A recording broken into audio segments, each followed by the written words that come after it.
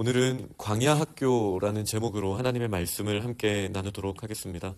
하나님께서 약속하신 대로 엘리사벳과 사가랴에게 아이가 태어나게 되었습니다.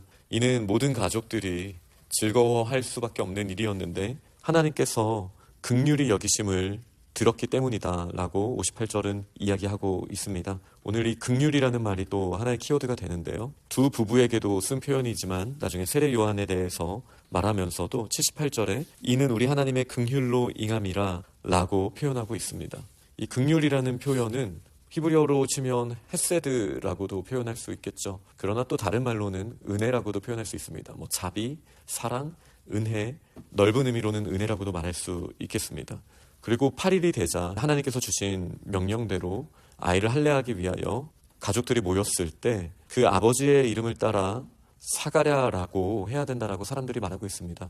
왜 주변 사람들이 말을 했을까? 두 가지 이유가 있습니다. 하나는 그 당시의 유대 전통입니다.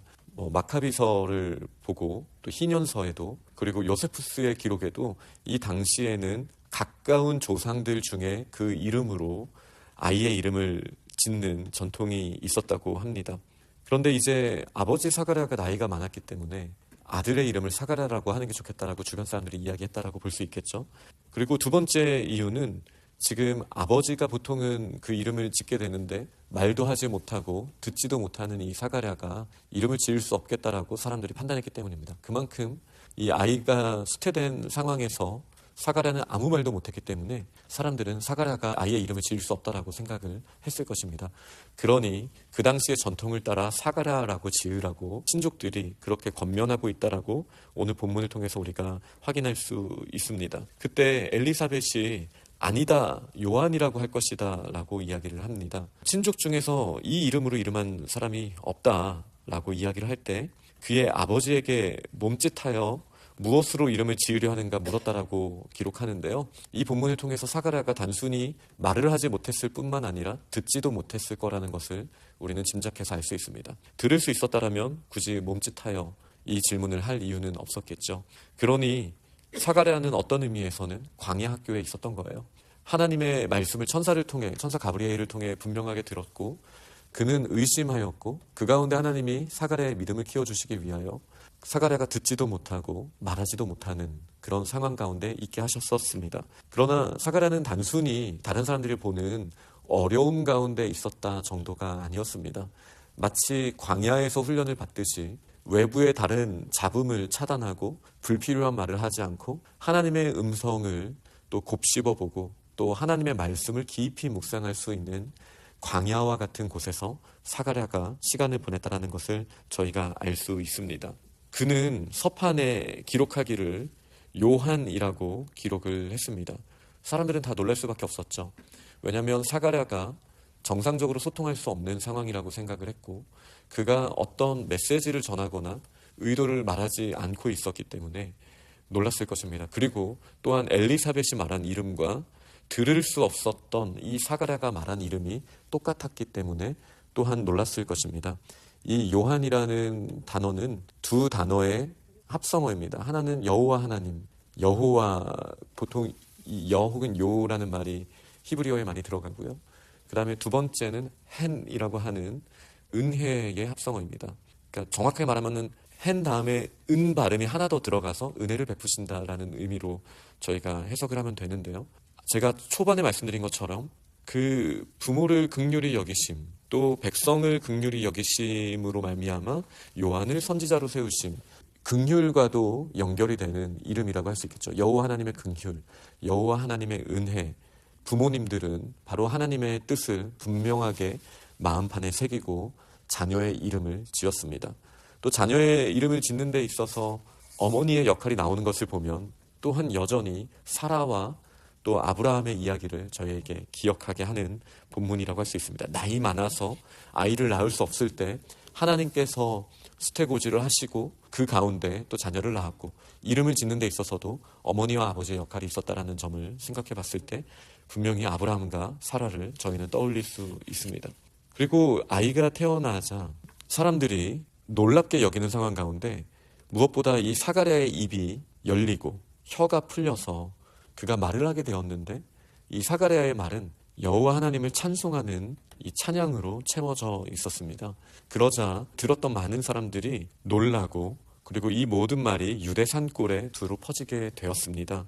무엇보다 이 사가랴를 보면서 과연 하나님께서 이 아이를 어떻게 쓰실까 하는 기대감까지도 있었습니다. 그 이유는 주의 손이 그와 함께 한다라는 것을 모두가 알 수 있었기 때문입니다. 요한의 아버지, 그 부친 사가랴가 성령의 충만함을 받아 예언한 내용이 이제 68절부터 79절까지의 내용이라고 할 수 있습니다. 먼저 사가랴는 찬송으로 이 예언을 시작합니다. 그러나 그 찬송의 이유 또한 예언과도 같습니다. 주 이스라엘의 하나님을 찬송할 수밖에 없는 이유는 그 백성을 돌보시고 속량하시고 또 우리를 위하여 구원의 뿔을 그 종 다윗의 집에 일으키셨기 때문입니다. 이렇게 사가랴는 선포하고 있습니다. 찬양받으시기 합당하신 우리 하나님의 그 찬양의 근거는 하나님이 우리를 구원하시기 때문이다 라고 사가랴는 선포하고 있는 거예요. 백성을 돌보시고 구원하시되 이 구원의 뿔을 다윗의 집에 일으키셨다. 구원의 뿔이라고 말했을 때는 저희가 두 가지를 떠올리게 되는 것이죠. 보통 찬송시에서 뿔이라고 말할 때는 능력을 말합니다. 뿔이라는 것은 하나님의 능력을 보통은 이야기를 합니다. 그러나 이 구원이라는 특정한 문맥에서 저희가 보게 될 때는 또한 제단뿔을 떠올리기도 합니다. 제단뿔을 붙드는 자는 죽임을 당하지 않고 구원을 받는 그런 전통이 있었죠. 특히 이제 다윗의 아들의 시대에 그때 아도니아라든지 요압이라든지 자기가 이제 솔로몬에 의해서 죽게 되는 상황을 알게 되었을 때 제단의 뿔을 잡는 그런 사건이 성경에 기록되어 있습니다. 이렇게 구원의 뿔이라는 것은 여호와 하나님의 능력으로 우리를 구원하실 수 있다라는 시편의 전통과, 그리고 그들이 제도 가운데 번제단의 뿔을 잡음으로써 당장의 죽음을 피할 수 있었던 역사적인 전통을 저희에게 떠올리게 합니다. 여호와 하나님께서는 구원의 뿔을 다윗의 집에서부터 세우셨다. 여기서 다윗의 집에서부터 세우셨다는 것은 누구를 가리키는 겁니까? 예수 그리스도입니다. 사가랴와 엘리사벳은 레위인이었습니다. 자신의 아들이 태어났을 때 이 찬송의 이유가 이 아이를 통한 역사를 먼저 드러내기보다 광야 학교를 지났던 사가랴는 이 아이의 사명이 주의 길을 예비하는 것, 선지자의 길을 감당해야 된다는 것을 분명히 알고 있었습니다. 그러니 사가랴의 찬송 가운데, 예언 가운데에는 먼저 요한이 그 길을 예비해야 했던 다윗의 자손 예수 그리스도에 대한 선포로 구원에 뿌리신 주님을 찬양하는 것으로 그의 찬송이자 예언인 이 고백이 시작되고 있습니다. 이렇게 다윗의 집에 구원의 뿔을 세우시는 것은 옛적부터 거룩한 선지자들의 입으로 말씀하신 바와 같다. 저희 성경에는 선지자라는 단수라고 되어 있지만 거룩한 선지자들을 통하여 주님께서 말씀하신 것과 같다라고 사가랴가 지금 선포하고 있는데요. 어떤 선포를 했습니까? 바로 구원입니다. 무엇보다 우리 원수에게서 우리를 미워하는 모든 자의 손에서 구원하시는 이 하나님의 약속에 대해서 분명하게 말하고 있습니다. 이 내용은 우리 원수에게서 구원하시는 내용은 이제 뒤에서도 우리가 더 정확하게 볼 수 있겠습니다. 74절에 나오는 내용입니다. 72절을 보면 우리 조상을 긍휼히 여기셔서 그 거룩한 언약을 기억하셔서 이제 하나님께서 예수 그리스도를 이 땅에 보내주실 것이다 라고 예언하고 있는 거예요. 이 내용을 사가랴가 더 구체적으로 알 수 있었던 이유는 어제 우리가 묵상했던 내용 중에 마리아가 이 가족을 찾아와서 함께 나눴던 대화와 마리아의 찬송 가운데 분명히 또 하나님께서 어떠한 약속을 하셨는지를 이 부분은 다시 되새길 수 있는 기회가 있었다는 것을 저희는 알고 있습니다. 이 약속은 다윗의 집에만 주셨던 약속이 아니죠. 73절에 우리 조상 아브라함에게 하신 맹세라고 하고 있습니다. 우리가 마태복음 1장 1절에서 아브라함과 다윗의 자손 예수 그리스도에 대해서 선포하며 복음이 시작되었던 것처럼 누가복음 또한 예수 그리스도에 대한 약속은 다윗과 아브라함에게 주신 약속에 대한 성취다라는 것을 분명히 하고 있는 것이죠. 이 맹세는 무엇입니까? 74절과 75절이 너무 중요한 말씀인데요. 저희가 함께 읽도록 하겠습니다. 74절부터입니다. 시작. 우리가 원수의 손에서 건지심을 받고 종신토로 주의 앞에서 성결과 의로 두려움이 없이 섬기게 하리라 하셨도다. 다윗과 아브라함에게 하신 하나님의 약속은 결국 하나님의 나라의 약속인데요. 원수의 손에서부터 건지심을 받고 우리의 평생에 주의 앞에서 성결과 의로 두려움 없이 섬기게 하리라. 이것이 하나님의 약속입니다. 하나님이 우리를 구원하시는 이유가 무엇입니까? 그 목적이 무엇입니까? 하나님 앞에서 거룩함과 의로움으로 두려움 없이 예배자가 되는 것입니다. 여기서 말하는 섬기는 것은 예배자가 된다는 것을 의미하는 것이죠. 예수 그리스도께서 우리를 구원하신 이유는 무엇입니까? 저희들에게 성화를 허락하시고 그 전에 또 칭의를 선물로 주셔서 온유하게 두려움 없이 저희가 하나님 앞에 예배자로 나아가는 것, 이것이 우리를 구원하신 이유입니다.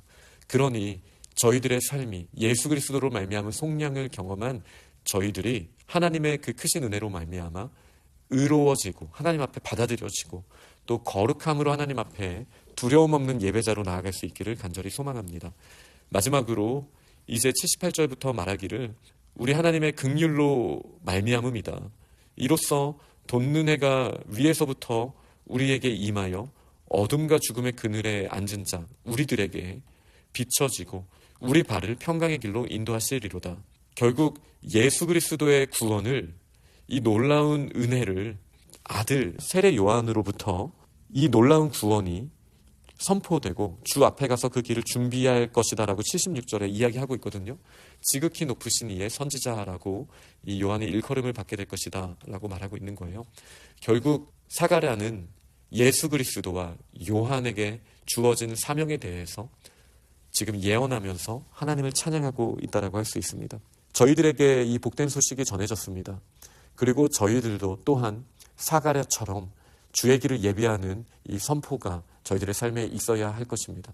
세례 요한처럼 예수 그리스도의 구원의 복음이 얼마나 아름다운 것인지 저희도 주님 앞에서 이렇게 복음을 증거하는 삶을 살아야겠습니다. 결국 마지막 절을 보면 이 아이가 마음이 강하여졌다, 인격적으로도 충만하게 성장하여지고 있다라는 표현이 있고요. 그리고 이스라엘에게 나타나는 날, 이것은 공적인 취임을 하는 굉장히 공적인 표현이거든요. 그런데 이 공적으로 훈련받은 것이 세상의 기관이나 훈련소가 아니고 예루살렘 같은 공적으로 준비되는 자들이 모이는 곳이 아니라 빈들에 있었다, 광야에 있었다라는 것이 저희들에게 또 주시는 메시지가 있다라고 생각해요. 오늘 본문의 제목을 광야학교라고 했는데 사가랴도 광야학교에서 준비되고 주의 길에 대해서 선포했습니다. 그리고 요한 또한 광야학교에서 준비된 사람이었습니다. 저희들에게도 때로는 이 광야가 은혜임을 믿으시기 바랍니다. 때로는 저희가 세상의 목소리, 수많은 미디어와 수많은 목소리로부터 우리는 우리의 귀를 차단해야 될 필요도 있습니다. 우리의 불필요한 불평과 또 나의 의를 드러내는 수많은 말들로부터 우리는 또 떨어져 있어야 할 필요도 있습니다. 사가랴가 그러했고 요한이 그러했습니다. 광야에서 하나님이 준비시키셨고 이 준비된 이후에 하나님 나라의 복음의 그 길을 예비하였던 것처럼 저희들에게도 때로는 광야에서 오직 하나님의 말씀을 묵상하며 주님의 복음의 길을 예비하는 놀라운 은혜가 있을 수 있기를 간절히 축원합니다. 아멘.